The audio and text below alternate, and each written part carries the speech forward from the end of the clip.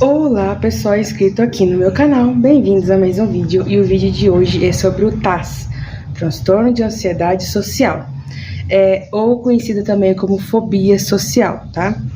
É uma condição mental crônica, caracterizada por medo intenso de situações sociais ou julgamentos sociais alheio, tá? Alguém esteja falando dessa pessoa especificamente. Pra quem não sabe, eu fui diagnosticada com TAS. Então é uma coisa um pouco difícil do convívio ali no ambiente onde pra você todo mundo vai te olhar e vai falar somente de você, tá? É como se o mundo girasse em torno da gente, tá? Manifesta-se com sintomas físicos como tremores, rubor e tiquicardia. É tenso,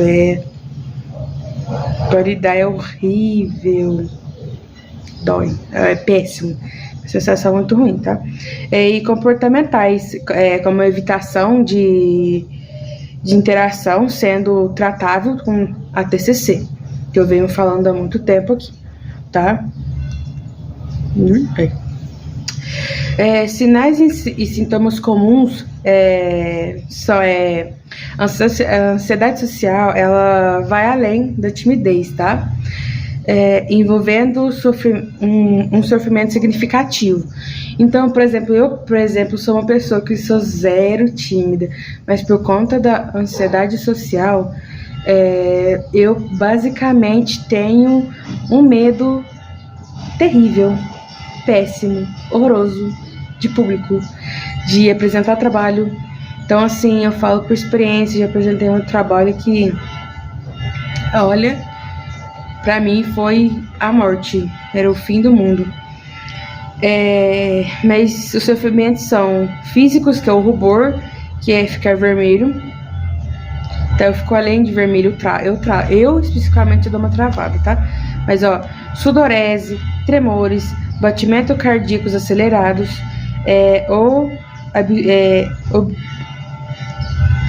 acelerados, voz trêmula, náuseas ou mente em branco. Normalmente eu sempre tenho a mente em branco, me dá tremedeira, minha voz, eu costumo brincar dizendo que eu fico gaga na hora de conversar, na hora que eu vou explicar alguma coisa. A minha voz fica gaga e trêmula. Acho que ela fica mais trêmula do que gaga, mas eu sinto que ela fica gaga, tá? Na maioria das vezes ali, tá? Emocional cognitivo, que é o medo intenso de passar vergonha alheia, né? Ser julgado negativamente, então é um medo muito grande. É péssimo. Eu vivo com medo, porque que pareça, apesar de eu publicar vídeo e conversar, eu, por exemplo, não gosto de ficar ouvindo nem assistindo vídeo. Eu edito com ele no mudo, se bobear, se pudesse, tivesse como no cego, porque eu tenho a sensação de que todo mundo vai julgar. Eu tô me dando como exemplo porque eu tenho, é péssimo.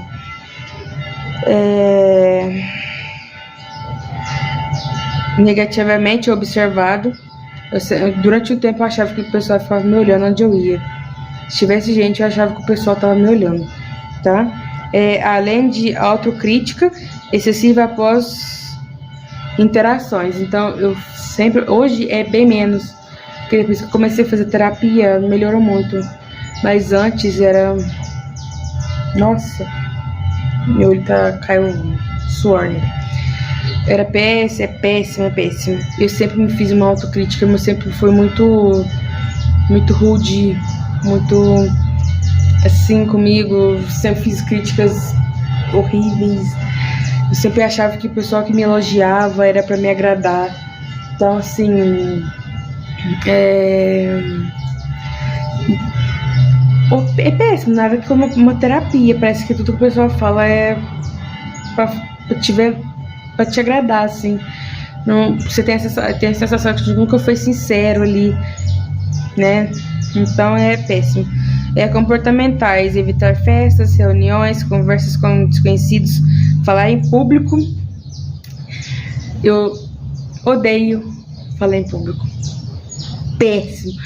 Apresentar, na minha escola a gente tinha a semana do 7 de setembro, eu não sei se a minha professora tem isso ainda, mas eu sempre suplicava pra professora, não deixa eu falar em público.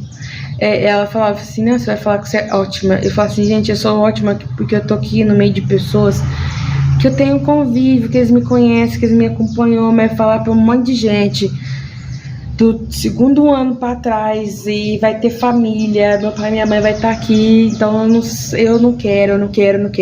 E eu sempre apresentava, e com esses sintomas, praticamente todos aqui. Eu tinha todos os, nem é praticamente, é todos os sintomas que tinham aqui. Eu fiz. E é assim até hoje. Meu medo de apresentar o TCC é por conta dessas minhas autocríticas, né? Comer ou escrever na frente dos outros. Ainda mais conversar com gente. Eu, como eu disse, eu não tenho nada, eu tenho zero timidez. Eu tenho zero timidez, não é meu essa timidez que eu tenho, assim. E que eu chego, eu travo. Eu sou muito difícil de chegar nas pessoas, as pessoas que chegam em mim. E, cara, não recomendo ter. Cuidado. Não chegue no nível de desencadear uma ansiedade social. É péssimo. A causa e o início. As causas e o início, tá? O início geralmente começa na adolescência, mas pode surgir na infância, muitas vezes persistindo se não tratar. Confesso que se eu não tivesse começado a tratar, eu acho que eu não teria nem começado essa saga de gravar vídeo aqui pra vocês. Porque é péssimo. Eu nem sei como é que eu gravo. Como eu disse, eu não consigo parar pra ver meu vídeo. Porque aí eu começo a me autocriticar. Acho que mais pra frente, certeza não. Isso é óbvio. Eu vou estar bem melhor pra conseguir editar meus vídeos e sem me autocriticar, tá? Mas não gosto. Não vale a pena ter, tá? Não é legal. Agradeçam pra aquela pessoa ser falante, não ter medo de chegar nas outras pessoas, porque é como se doesse, tá? É como se, assim, sério, é como se fosse uma dor, assim, não tem comparação de tanto que é ruim. Não tem comparação, cara, você tem noção, uma coisa que não deveria nem existir. E eu acho que, o meu caso, eu acho que é desde a infância, porque uma coisa que eu sei que é da ansiedade social, que é um sintoma, é a necessidade de autoaprovação, porque como a gente não gosta de ser criticado, a gente vai estar sempre ali em constante necessidade de aprovação pelas pessoas. Então, quando a gente é a gente mesmo, quando a gente consegue ser a gente sempre vem com uma crítica de essa pessoa não gosta de mim, só porque você foi você mesmo, porque você mostrou aquilo que você estava escondendo para ninguém descobrir que era você. Então é horrível.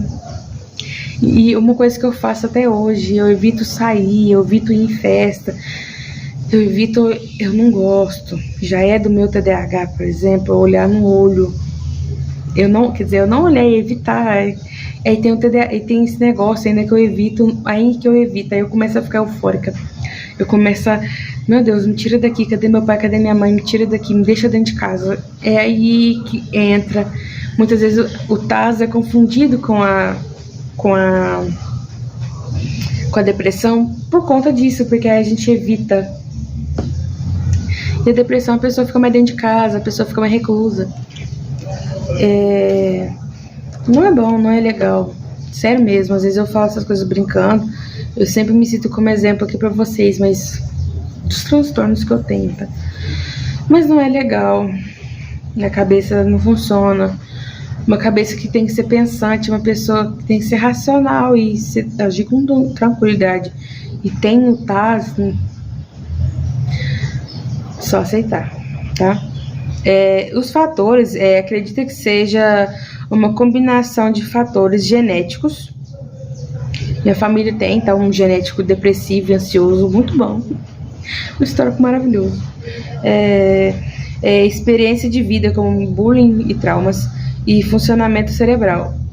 Um pouco pode ser o meu funcionamento cerebral, mas é 1% de 99% de trauma, porque desde quando a gente nasceu até os nossos 9 anos é uma saga de aprovação dos nossos pais. E quando não se tem essa aprovação, então automaticamente a gente acaba desencadeando o TAS para tentar agradar. Entendeu? É onde quem tem TAS não bate muito de frente, e quando bate uma coisa tão óbvia parece que é um fim do mundo, porque a pessoa costuma ver você assim, tá? Impacto de vida. O TAS pode causar limitações graves. Não preciso dizer nada, né, gente? Levando a isolamento social, tá? Dificuldades escolares, baixo desempenho profissional e problemas de relacionamento. Eu não cheguei nem a ter relacionamento, gente. Até hoje eu nunca namorei.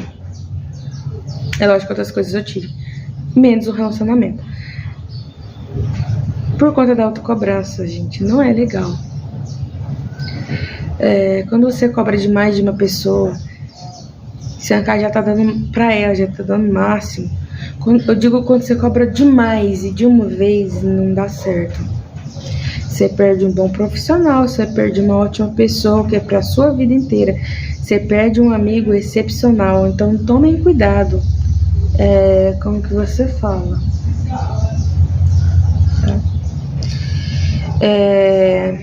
Dificuldades escolares, baixo desempenho profissional e problemas de relacionamento. Muitas vezes a pessoa tem consciência do que é medo irracional, mas não consegue controlá-lo. Então, assim, é meio que a pessoa vê aquilo como medo. Eu, por exemplo, era pra eu já saber andar de skate desde os meus 5 anos de idade até hoje. Eu falo porque eu tenho foto, eu tenho tudo. Um dia eu mostro pra vocês. Eu tive um skate, hoje eu tenho outro. Medo de cair, medo de ralar, medo de cair e alguém julgar porque eu caí de skate, uma coisa que é normal, comum. Então, assim, afeta tudo. Péssimo. E realmente é um medo que a gente nunca controla, a gente nunca sabe se está controlando. Quando a gente vê, o medo já tomou conta de tudo, tá? Não é legal. É o tratamento e superação. A ansiedade tem tratamento eficaz, como qualquer outra ansiedade, tá? A TCC, como eu venho falando, ajuda a identificar e mudar padrões de pensamentos irracionais e comportamentos de esquiva.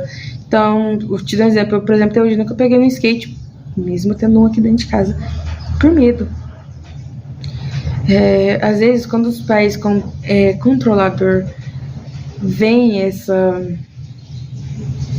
você sem querer carrega isso de casa, de berço. Então toma cuidado da forma que você está criando seu filho, tá?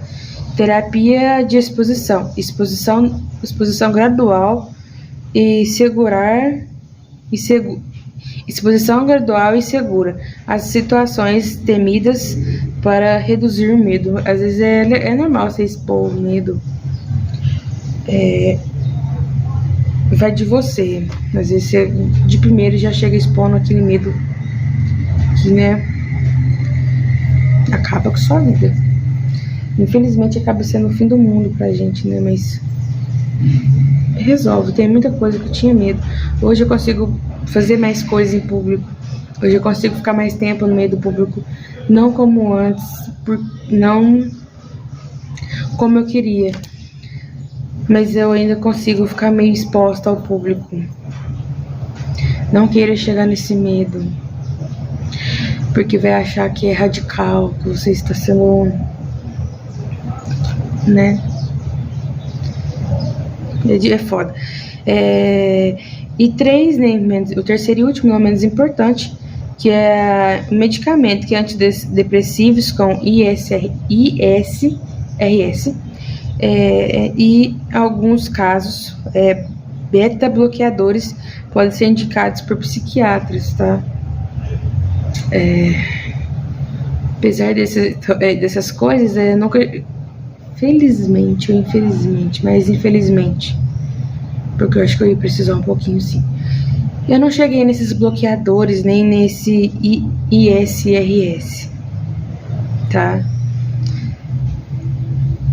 Cuidem, não deixem que o controle da outra pessoa torne o seu controle e autocontrole.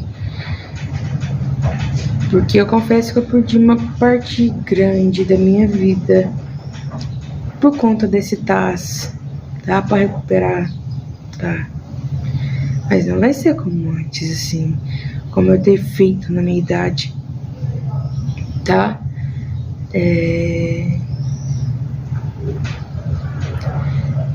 Quanto antes você reconhecer isso, melhor.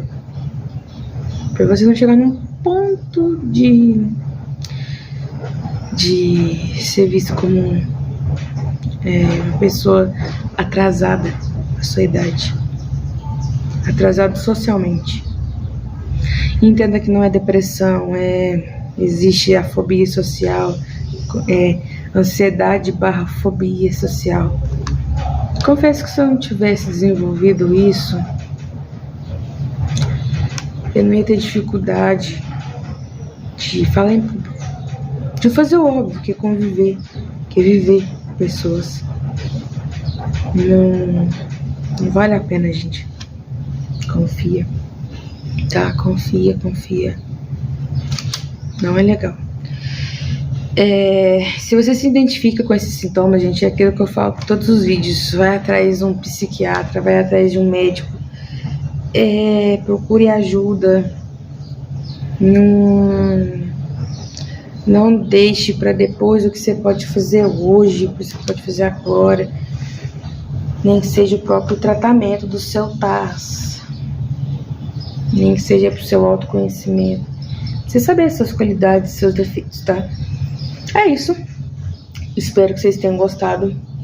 Clique em gostei aqui embaixo.